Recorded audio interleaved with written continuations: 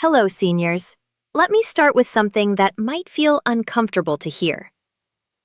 A few months ago, I was sitting across from a 71-year-old man in my office. He looked at me and said, "Doctor, I did everything right. I hit 120/80. I thought that meant I was safe." He wasn't angry. He wasn't blaming anyone. He was confused. And that confusion, that's what I want to clear up for you today. Because there is something about blood pressure, especially after 60, that almost nobody takes the time to sit down and truly explain. Not in the 12-minute appointment. Not while the cuff is inflating and the nurse is typing into the computer. You've been told for years that 120/80 is the gold standard, the magic number, the number printed on posters in waiting rooms, the number that gets a nod of approval during checkups. And let me be clear. Your doctor is not wrong for telling you that. Your doctor is following established guidelines. Those guidelines were built on large studies. They were created with good intentions. But here's the part that matters. Those guidelines were not designed specifically for people in their 60s, 70s, and 80s. And that gap between what the system was built on and what your body actually needs now is where people get hurt. By the end of this conversation, you're going to understand why 120/80 can sometimes be misleading after 60, what your numbers should really look like across an entire day, the two silent blood pressure patterns that put older adults at risk, even when readings look perfect, and exactly what to bring up at your next appointment so you and your doctor are working from the same full picture. This is not about fear. It's about clarity. Now let me tell you about Richard. Richard was 69 when I first met him. Retired engineer, precise, disciplined, the kind of man who measured everything. He brought me a spreadsheet, 4 years of blood pressure readings.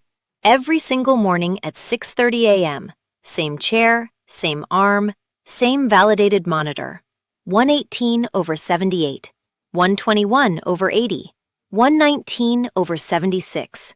Page after page of beautiful numbers. He had earned them. He cut sodium, stopped drinking, lost 18 pounds, walked 45 minutes every morning, rain or shine, for 2 straight years. Every appointment he was told, "You're doing everything right." And by every official standard, he was. At 70, Richard had a stroke. It was a Tuesday morning. He was reading the newspaper. His wife was making coffee. He tried to speak, and the words came out twisted. Not the words he meant. The right side of his face felt wrong. He was not fine. The stroke didn't take his life, but it took his language for months. He'd sit at dinner searching for simple words he'd known for 50 years.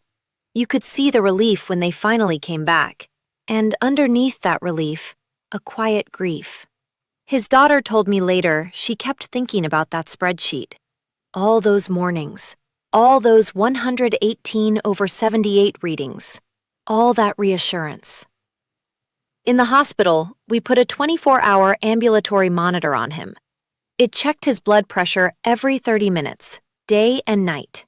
What it showed had nothing in common with that spreadsheet. In the afternoons, his pressure dropped dangerously low, 98/62, sometimes lower. At night, instead of dipping the way it should during sleep, his pressure stayed elevated. Then early morning crashes, then standing spikes. It was a roller coaster. That 118/78 was one calm moment in the entire ride. No one had ever looked at the full pattern, and I want you to understand this clearly. This was not Richard's fault, and it was not his doctor's fault. The system measured one moment. It treated one number. It assumed that one snapshot represented the whole movie. But the aging cardiovascular system does not behave like it did at 40. After 60, your arteries change. They stiffen gradually. The elastic fibers that once absorbed the force of each heartbeat lose flexibility. Calcium settles into arterial walls. The pulse wave travels faster. The peaks go higher. The valleys go lower. In a younger body, arteries stretch and cushion each heartbeat. In an older body, that cushion is thinner, which means the safe range becomes narrower. A 120/80 reading at 45 often reflects flexible, resilient arteries. A 120/80 at 70 may only be achievable because medication is pushing numbers down at certain times, sometimes too far. This is why we're moving, in modern practice, toward individualized targets rather than universal ones. Now, let me tell you about Beverly. Beverly was 74, retired librarian, thoughtful, meticulous. Her numbers ran around 132/84, mildly elevated. She researched everything. She read debates about whether aggressive lowering in seniors might increase falls or reduce blood flow to the brain. She brought printed studies to her appointments. Her doctor acknowledged the uncertainty. They decided to monitor. She wasn't reckless. She was informed. 2 years later, she had a TIA, a mini stroke, in a grocery store aisle. Her hand stopped responding. Words disappeared. It resolved before the ambulance arrived, but the message was clear. Luck is not a plan.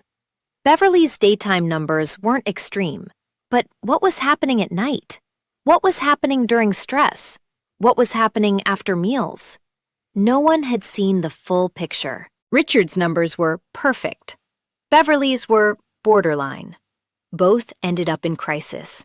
So, what are we missing? There are two silent patterns I see all the time in people over 60. The first is orthostatic hypotension. When you stand up, gravity pulls blood toward your legs. Your body has to instantly compensate to keep blood flowing to your brain. In younger systems, this is seamless. In older systems, especially those on blood pressure medication, there's often a delay. Pressure drops.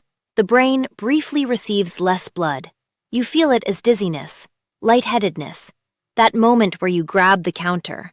If your top number drops more than 20 points when you stand and wait 2 minutes, that matters. And most people have never tested it. The second pattern is nighttime non-dipping. Your blood pressure should fall 10 to 20% during sleep. That's when the heart and brain recover. Many older adults don't dip. That means the brain and arteries are under pressure 24 hours a day. You would never know this from a single morning reading. So here's what I want you to do. At your next appointment, ask for orthostatic measurements, sitting and standing after 2 minutes. Ask whether a 24-hour ambulatory monitor would help clarify your pattern. Frame it this way. I want to understand my full daily blood pressure pattern so we can make the best decisions together. That keeps you and your physician aligned. Now let's talk about what you can actively do. Medication has its place. For many people, it's life-saving. But alongside medication, we must address arterial flexibility, because stiffness is what creates volatility. One of the most powerful dietary tools we have involves dietary nitrates, found abundantly in leafy greens and beets. Your body converts these into nitric oxide, which tells arterial muscle to relax. Regular beetroot intake, around a cup of beet juice, has been shown to reduce systolic pressure by several points and improve arterial stiffness markers. Leafy greens like spinach and arugula matter more than most people realize. Here's something fascinating. Antibacterial mouthwash can blunt nitric oxide production by killing the oral bacteria required for nitrate conversion. People who use it twice daily tend to have slightly higher blood pressure on average. Magnesium is another cornerstone. It acts as a natural calcium channel blocker, helping arterial muscle relax and supporting nighttime dipping. Many older adults are functionally deficient. Pumpkin seeds, almonds, dark leafy greens, legumes, high cocoa dark chocolate. Potassium is equally important, balancing sodium and supporting kidney excretion of excess salt. Bananas, avocados, sweet potatoes, white beans. Meal timing also matters. Large meals can cause post-meal hypotension, a drop in blood pressure after eating. Smaller, balanced meals reduce these swings. A gentle 10-minute walk after meals activates leg muscles and improves circulation. Sleep may be the most underestimated factor. Poor sleep disrupts nighttime dipping. A consistent schedule, a cool dark room, magnesium support, these restore that essential recovery window. None of this replaces medical care. It completes it. Richard returned 8 months after his stroke. He walked in steady. He said he wanted to understand, not blame, just understand. We ordered the 24-hour monitor. We adjusted medication timing. We added orthostatic tracking. He created a new spreadsheet with columns for morning sitting, morning standing, afternoon, evening.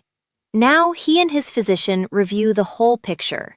He once told me, "I wish someone had shown me this version years ago." So let me leave you with this. Your blood pressure is not one number. It is a pattern, a rhythm, a 24-hour story. If you are over 60, that story deserves to be fully read, not skimmed from one snapshot. If this conversation clarified something for you, share it with someone you love. Ask yourself, when was the last time your blood pressure was checked standing?